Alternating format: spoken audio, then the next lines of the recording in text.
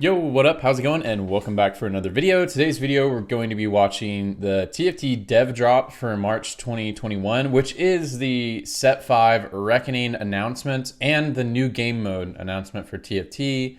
I'm super excited to watch this. I watched a little bit of it right when I woke up, and I was like, damn, I'm going to save this to watch it later. Just so you know, I'm going to be pausing it and giving my commentary on the stuff as a person who plays TFT a lot, as a challenger player. So I'll be giving my feedback. If you're not into that, then just please watch the original video on the League of Legends channel on YouTube. So with that out of the way, let's dig right in. Hey everybody, I'm Mort, Hi, Mort. TFT's game design lead. I'm here to give you an update on some of the things we're cooking up in the first half of 2021. Specifically, we're going to take a sneak peek at the next new set, as well as TFT's first new mode. Hit me with it, Mort.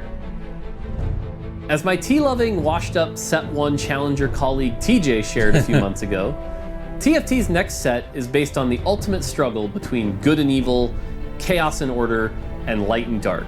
Okay, so first off, I was really wondering what the theme was going to be this set. I was like, man, what are they going to do? I was thinking maybe at Set 5, since it was the fifth one, they were going to do this like conglomerate set where it'd be like the war between, it'd be a cool idea. It'd be like war between a bunch of the sets, like elements versus... elements versus fates, stuff like that. That'd be kind of cool. Seems crazy to balance, but I thought maybe they do something like. But this is kind of the same thing. I mean, it's a new theme, but it's bringing back a lot of old characters, like light versus dark and stuff. It's kind of cool. In TFT Reckoning, you'll be able to take part in the battle between these two epic forces and determine the fate of the world. One of the new origins of this set will be Draconic. Each round you play with the Draconic trait active will add an egg to your bench.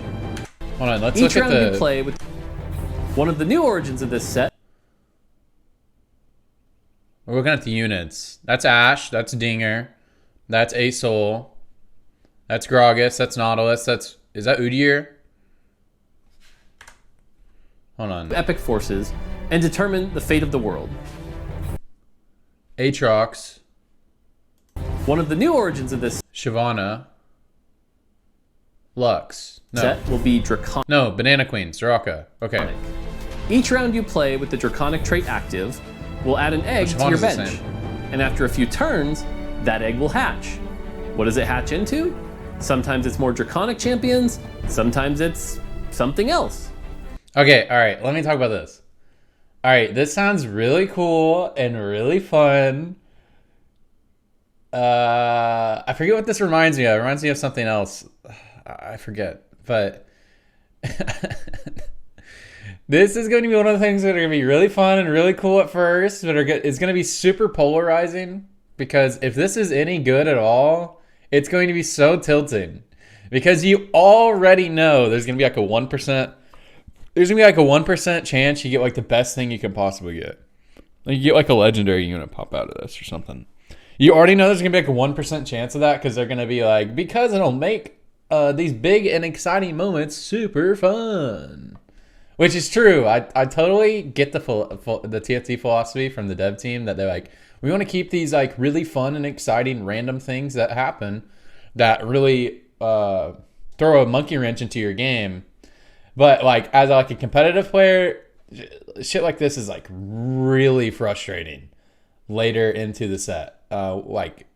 It's really frustrating, but I think this is cool, like, because TFT is always going to have these things that are going to be super high variance. It's all about like how much do you put in there to like make the game, they keep the competitive integrity of the game, and how much you need to add to make it more fun. But this idea sounds really fun and really unique, but I already know a month into the set it's going to be like, nerf these dragon eggs! Don't let them get the one per... You know what I mean? You'll have to wait and see, but so far it's been a very excellent trait in our playtests. All right, hit me with a more. Few champions represent the battle of good versus evil in Reckoning, as well as the God Kings, Darius and Garen. Oh, dude, I'm so glad there's a God King trait. Oh, I love the God King. I love the God King skin line. I have God King Garen on my League account. Bro, I love that shit. You certainly won't want to play both, as they don't work well together. Instead, they're opposites that are extra powerful against opposing forces. So choose which one you recruit to your team wisely. Nice. Darius doesn't dunk anymore. I bet these are going to be like 4-cost units as well. Or, oh, what if they're like 1-cost units that like you build your team around? Whoa, that'd be cool. Because Darius's ability was a little underwhelming. It was a spin. Garen's ability was his ult, but they could like they can make these like 1-cost and just make their abilities super weak. And you build your team around them. That'd be kind of cool. But I don't know where that's going.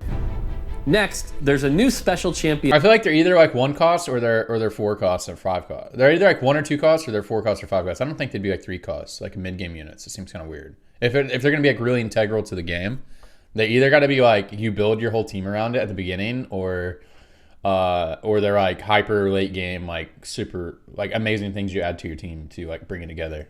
And that is as powerful as a legendary 5-cost, but with a really big catch. Oh yeah. Little Devil Teemo doesn't want your gold, and in fact costs 0 gold in the shop. Instead, Teemo wants your life, and you'll have to pay with your precious HP if you want to recruit him into your team. Getting a 3-star Teemo is going to cost a lot of health. Okay, this sounds awesome. It sounds so awesome and fun. Like I can't wait to play Teemo. It's gonna be so fun. Might turn into one of those things that tilts everyone, but you know what's kind of cool about the Teemo is since it makes you lose HP, it sounds like a nightmare to balance for them. Like, you know, yo, props to the TFT team. They're always taking risks because that sounds like a nightmare to balance. This whole set so far sounds like sounds like a nightmare. But the thing about Teemo that's kind of cool is that it won't be one of those things you add to your team when you're like, you know, all those games where someone just like ints the early game, not open forwarding, they just like play the early game completely incorrectly. Even like good players, like I'll even watch the stream and I'll watch them just completely mess up the early game, and they even say out loud, they're just like, oh, I screwed my whole early game, and then they just get bailed out by some like crazy stuff. Like they just get bailed out by like a chosen Shyvana for free, and then like have this full brawler comp and win the game. This Teemo would be less of a bailout because if you're at 40 HP, you can't afford to run Teemo carry. You know what I mean? Like even if he's like a 3-cost, you couldn't even afford to run him because you'd lose like 30 HP for combining him, and you only have 40. So this sounds like a nightmare to balance, but it seems pretty cool because it doesn't seem like it bails you out unless the health cost isn't that much. Then Teemo could totally bail you out. It'll be cool to see those scenarios where even when you're losing, you're able to fit Teemo into your comp because you just get that much stronger and you win streak like all stage 4 or something. Like you make the trade-off that you're going to lose 20 HP for adding this Teemo because you're going to win streak stage 4 and secure a top 4. Like I'm really excited about the interactions and see how that goes. So it should be up to Mort, man, like how they balance this. Like it sounds really hard, and props to them for trying. Really careful. Finally, one of the launch set favorites will be making a return this set. Draven. And is sure to be just as exciting as he was back then. Sadly, I'm not supposed to say who it is yet, but it's Draven. Draven's coming. Did he have Whirling Death? It's been a long time since set 1. I didn't play like a whole ton of set 1. I played it, but did he have Whirling Death before? Back. Assuming everything stays on track, Teamfight Tactics Reckoning will launch on April 28th. Oh, he has spinning axes with patch 11.9. And we'll share he had spinning axes, didn't he? A lot more in the weeks ahead. This is a new game mode here. We're happy with the core TFT experience that you already know and love, but we think there's also room to explore and grow TFT in new ways. Yo, I miss Ashe. Whether it's an alternate way to experiment with team. Okay. Kha'Zix, Nidalee, Warwick. Shop rolling, gold managing. Wait, am I trolling? Is this just an old set? Yo, I'm trolling this whole time. Experiment this is with literally team just building, an old set. Shop rolling, gold managing, or not managing, or any other number of aspects of TFT. Maybe it's just an old set. Maybe you're short on I don't remember if there was ever a Galaxy Nidalee. on time. I just can't remember right now, guys. I'm sorry. Or maybe you want a meaningful way to play with your friends. Or maybe you just want to slam reroll. Oh, there definitely hasn't been an Udyr. There hasn't been an Udyr. So that first screenshot we looked at was like the new set for sure. So maybe that one was too. Again and again and again. That's what the all-new TFT Labs are for. Labs are going to be an experimental way to play TFT. Our goal is to try out different ideas and play styles to understand what you all like. These labs will stick around for a bit, and then may leave to make room for new ones. Or if they're wildly popular, may just stick around. And the first of these new labs will be Hyper Roll. Hyper Roll aims to get you in and out of a game in around 15 minutes or so. You start with 10 health, and you lose 1 HP every time you lose a round. Though later in the game, that jumps up to 2 or even 3 HP per loss. Oh my. There's also no gold interest, so feel free to roll to your heart's content. Neutral minion rounds, item drops, the leveling system, and the carousel rules have also changed. Hyperroll and other labs in the future will also use a separate and slightly different system than our core ranked. We still want you to be able to climb and show off that you're the best hyperroll player out there, but we want to reserve our existing ranks like Challenger and Grandmaster for the core TFT experience. Hyperroll is slated to launch with Reckoning, and we'll share even more details as we get closer. Okay, that sounds really cool, and it like opens up this whole opportunity to create like a counter culture meta, you know, like a counter game. You know, like what if there was a game mode that they create from this that is like super awesome, requires a different skill set, and then they actually like it takes off and they actually balance it, and then it becomes like an alternative ranked mode, like a legitimate ranked mode. That's never really worked in any games. It doesn't work in League. You know, like nobody cares about flex. You know, it didn't work. Doesn't work in other games either. Like, or like when we had Dominion and so stuff like that. Or what was that other one? The Twisted Tree Line. Like, you know, people didn't care. Everyone just cared about the main game. I think that's probably what it'll happen. And this will just be like a for fun mode, or just like something you do. Like, yeah, like streamers would just do this for fun, or like play with their chat in this game. Like. Or when the ranked servers are down, people playing this. Or maybe you test out a build in here because like you just want to see what the build looks like. You just want to see how the build. So because the games are much quicker. Yeah, I see this as is probably not going to take off, but it opens up this whole universe. Like, what if they just strike gold and make something like really awesome, and it becomes like this like counter culture meta thing that you can play. That like people actually take a little serious. That'd be kind of cool. But he did say they just reserved like Challenger and Grandmaster for the original game mode, which they're doing that because probably it won't take off like that. Probably just be a for fun thing.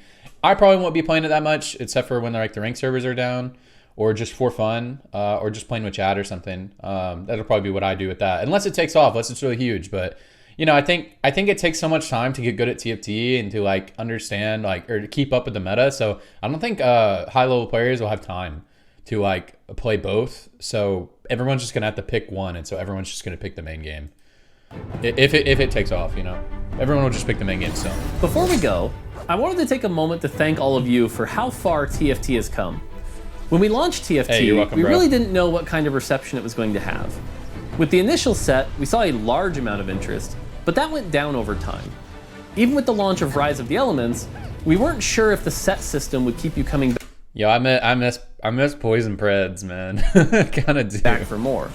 Don't but miss now, Ocean. almost 2 years in, or Egg Roll. and coming up on our 5th set, each time we launch a big update, more than 10 million of you come back to play TFT every day. Hey. And so far, you've played over 2.5 billion hours of Fates. Hey. Yo, congrats, Faders. All of us on the team are so grateful for how many of you have joined the community, and we want to thank you all for enjoying the game and letting us continue to bring even more awesome stuff with each set. That's it for now. We hope you've been enjoying the Festival of Beasts, and we're looking forward to crowning a champion at the Fates Championship with its $250,000 prize pool. Until then, take it easy, and we'll see you on the Convergence. Yo, see you more.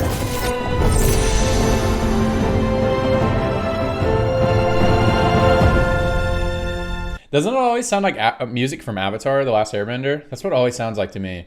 Anyways, yo, that was the video. I'm really excited about Set 5. I cannot, if you guys don't know, I'm on a hiatus from TFT just because I got like a two-week hiatus. And I just cannot wait for new content to be able to play TFT. To play TFT 7.5. Like new content from Riot. You know, I can't wait for like 3 weeks from now when I can play on PvE. Like I'm so excited to play. New game mode looks fun, all that good stuff. Anyways, that's gonna be it for the video, guys. If you are new to the channel, I do guide videos here. I do videos where we talk about TFT stuff, and then also I stream nearly every day on Twitch.tv. And when we're in season playing TFT, we're streaming like 8 hours every day, grinding TFT, trying to hit top 100 in a. We almost hit it. We got like rank 130 on like 2 accounts this set. But when we're not playing TFT, we're just doing daily, just chatting streams, playing Guitar Hero, just chilling. And then, but most of the time we're playing TFT, but just right now we're not. Anyways, but thanks for watching. Hope you guys subscribe. Hope you guys enjoy it. And I'll see you guys in the next video. Bye-bye. Have a good day. Bye-bye.